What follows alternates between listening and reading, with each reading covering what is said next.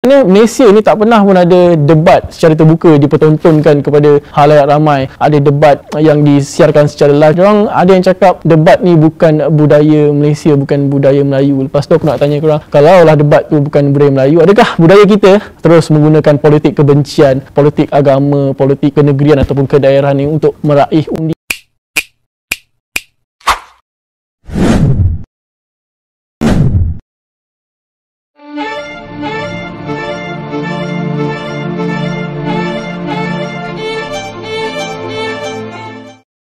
Assalamualaikum warahmatullahi wabarakatuh.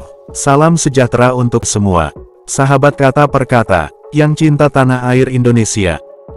Alhamdulillah beberapa hari yang lalu kita sudah melaksanakan pencoblosan untuk memilih pemimpin kita sebagai seorang presiden dan wakil presiden. Serta kita pun sudah memilih para anggota-anggota lainnya dalam kepemerintahan Republik Indonesia. Sebelumnya tahap demi tahap suatu agenda telah kita laksanakan, yaitu melaksanakan kampanye. Dan kita juga sudah melihat dan mendengar visi dan misi ketiga pasang calon pemimpin negara dalam sesi debat untuk memberikan sedikit gambaran tentang apa yang akan pemimpin kita lakukan untuk Republik Indonesia ke depannya. Serta bagaimanakah menjalankan program-program dalam mengelola negara Republik Indonesia untuk mensejahterakan rakyatnya. Dan sekarang kita menunggu hasilnya, siapakah yang akan menjadi pemimpin Republik Indonesia. Siapapun ia, kita pun berharap yang akan menjadi pemimpin bangsa ini dapat menjadi pemimpin yang baik, yang mampu menjadikan negara Republik Indonesia beserta rakyatnya semakin sejahtera. Dan ternyata ada yang menarik dari tetangga kita, yaitu Malaysia. Warga negara Malaysia sepertinya memperhatikan dan mengamati, bahkan membandingkan dengan negaranya di setiap perkembangan yang terjadi di Indonesia dalam melaksanakan dan menentukan calon pemimpin negara. Sebagian besar warga Malaysia merasa heran dengan negaranya, mengapa negara Malaysia tidak bisa melakukan seperti yang negara Indonesia lakukan dalam menentukan pilihan seorang pemimpin negara.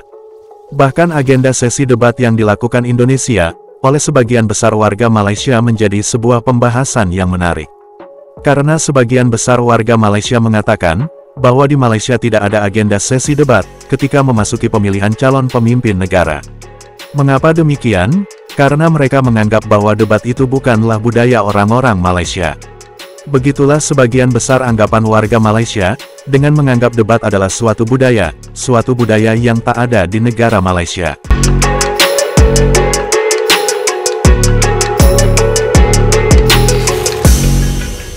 Pemilu Pilihan Raya Umum 2024 Indonesia ataupun Pilpres Pilihan Raya Presiden Indonesia 2024. Aku tak nak cakap mengenai siapakah yang akan jadi presiden ataupun naik presiden, kerana perkara itu rakyat Indonesia yang akan tentukan. Aku nak cakap mengenai pesta demokrasi di Indonesia yang merupakan pesta demokrasi ketiga terbesar di dunia. Yang mana Indonesia sekarang ni, dia punya pesta demokrasi ni sangat luar biasa, berada pada tahap yang sangat-sangat berbeza. Kalau nak dibandingkan dengan Malaysia ni, diorang punya dah jauh lebih maju ke hadapan. Kalau korang tengok sepanjang kempen Pilpres 2024 ni, presiden, naik presiden, calon-calon yang bertanding ni, diorang sekarang lebih terbuka menerima untuk berdebat. 3 pusingan debat dianjurkan dan ketiga-tiga calon presiden dan naik presiden daripada setiap parti ni, diorang sertai debat secara terbuka. Diorang bagi tahu apakah diorang punya janji dan apakah tawaran diorang yang untuk bawa Indonesia ni ke satu tahap yang lebih tinggi selepas era Joko Widodo selama 2 penggal. Sebenarnya kita tak nampak pun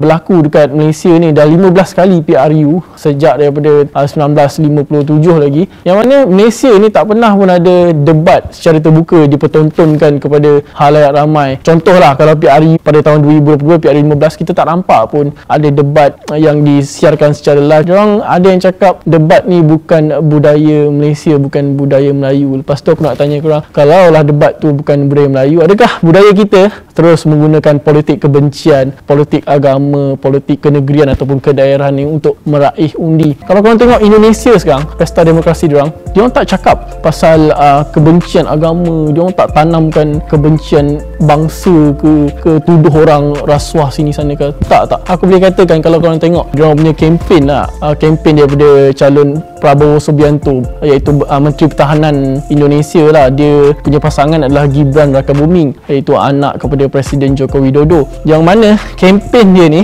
lebih kepada mendekati orang muda. Kalau kau tengok dia punya kempen, kau takkan percaya dia ni adalah Menteri Pertahanan, dia ni bekas Panglima Tentera Indonesia. Sebab dia punya kempen, dia menari. Orang nak tengok dia menari. Daripada dia bercakap, berucap, orang nak tengok dia menari. Dia punya tagline tu gemoy. Dan perkara ni kita tak nampak pun dekat Malaysia ni. Rasanya Malaysia ni belum boleh menerima pembaharuan macam Indonesia lakukan. Dan perkara sama dilakukan oleh calon daripada parti pemerintah, parti PDIP, iaitu Ganjar Pranowo dan dia punya pasangan Mahfud MD. Kalau kat Malaysia ni, pilihan raya umum, orang kata dia punya tagline lah, selamatkan Malaysia, Malaysia baharu lah, apalah. Tapi Indonesia ni, Ganjar Pranowo punya kempen adalah pergi mana-mana tangan macam ni, jari macam ni untuk raih undi, salam metal. Maksud salam metal tu adalah diorang ni sebenarnya nak dekati pengundi. Jadi bila dia nak dekati pengundi, dia cuba untuk meremajakan diri diorang. Waktu diorang berdebat kan, diorang pakai jaket metal, jaket rock lah orang cakap. Aku rasa boleh dicontohi oleh parti-parti politik, pemimpin politik di Malaysia ni untuk tengok bagaimana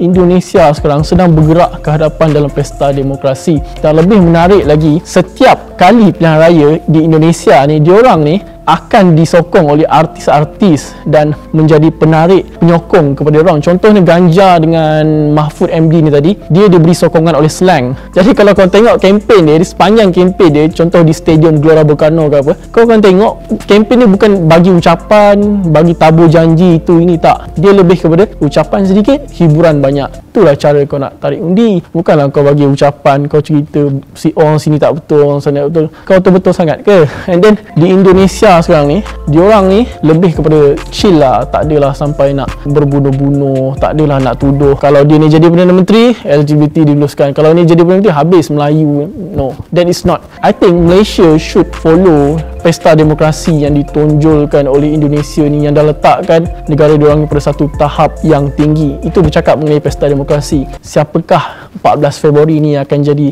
Presiden dan Naib Presiden Indonesia? Ada 3 calon, Anies Baswedan, dia punya pasangan Muhaimin Iskandar. Yang kedua adalah Menteri Pertahanan Prabowo Subianto, yang sebenarnya dah kalah 3 kali. Dia dah pernah kalah Naib Presiden, dia dah kalah 2 kali Presiden dengan Jokowi. Dia kali ni dia partner dia anak kepada Jokowi, Gibran Rakabuming. Dan yang ketiga adalah bekas Gubernur Jawa Timur, iaitu Ganjar Pranowo dan Mahfud MD. Jadi daripada tiga-tiga ni, secara atas kertasnya, secara surveynya, memanglah Prabowo Subianto yang menang sebab dia punya pengaruh sangat luar biasa dan partner dia tu anak kepada Jokowi. Jadi influence tu ada kat diorang. Tapi aku rasa kan pada 14 Februari ni mustahil akan berlaku satu pusingan. Sebab kalau korang nak jadi presiden, naik presiden, mana-mana calon kena menang lebih undi 50%. Tapi kalau kurang daripada 50%, dia akan masuk kepada putaran kedua ataupun pusingan kedua yang dia akan diadakan pada Jun nanti.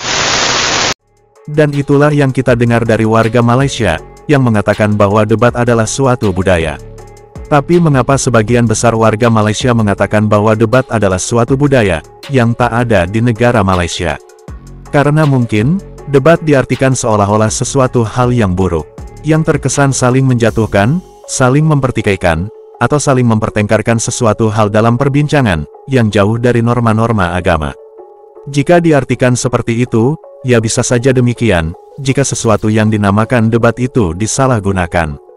Namun, debat pemilihan seorang pemimpin atau debat pemilihan presiden yang dilakukan Indonesia bertujuan untuk masyarakat, agar masyarakat mengenal dan mengetahui suatu visi dan misi dari sang calon pemimpin yang akan dipilihnya, juga ingin lebih mengetahui program-program kerja yang akan dilakukan sang calon pemimpin negara jika kelak ia terpilih. Jika kelak sang calon pemimpin itu terpilih untuk menjadi pemimpin negara, apa sajakah visi dan misi yang akan diterapkan oleh sang calon pemimpin untuk kemajuan negara dan kesejahteraan rakyatnya? Bagaimanakah cara mengatasi segala permasalahan yang terjadi pada negara, serta program-program apa sajakah yang akan diterapkan untuk kesejahteraan masyarakat? Karena rakyat ingin melihat dan mendengar visi dan misi sang calon pemimpin, serta ingin lebih mengetahui keunggulan dari suatu program-program kerja yang diberikan dalam adu ide gagasan di sesi debat calon pemimpin yang akan dipilihnya. Karena masyarakatlah yang bertugas untuk memilih mereka menjadi pemimpin negara. Jika visi dan misi serta program kerja yang akan dilakukan sang calon pemimpin negara itu baik, maka rakyat pun bersedia untuk memilih dan mendukungnya menjadi pemimpin negara. Ternyata mayoritas masyarakat Malaysia, beserta para petinggi pemerintah kerajaan Malaysia, tidak memiliki pemikiran sampai ke tingkat itu. Mereka masih memikirkan hal yang buruk dari yang dinamakan debat. mereka tidak bisa mengambil hal-hal yang baik dari yang dianggapnya buruk. Akan tetapi, pada akhirnya Malaysia pun menerapkan apa yang Indonesia lakukan. Malaysia pun melakukannya untuk suatu program perkembangan negara. Untuk itu sesi debat calon pemimpin pun dilakukan pada pilihan raya tahun kemarin, yang dimenangkan oleh Anwar Ibrahim menjadi Perdana Menteri Malaysia saat ini. Begitulah warga Malaysia, yang terlebih dahulu selalu memandang hal yang buruk dari apa yang dilakukan negara Indonesia. Namun pada akhirnya, mereka pun melakukan hal yang sama seperti yang telah Indonesia lakukan.